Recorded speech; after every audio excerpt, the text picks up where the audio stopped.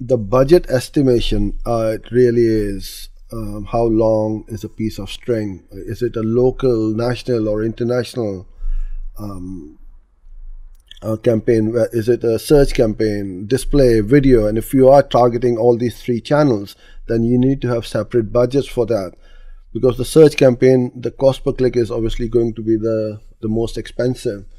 So with budget, and as I said earlier on in today's session, start small, test, see what's working, and then scale.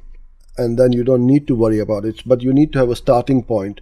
You can't have no budget at all. So you go sit down with your client and explain to them, okay, how many clicks they want or how many people they want per day on their website. So let's say if a click costs £1 or $1 per click and they want 100, then they need $100 a day budget. But if they only want 10, then it could be 10. So you do your keyword research, and especially for the search campaign, and then work backwards, and that will give you a starting point for your budget.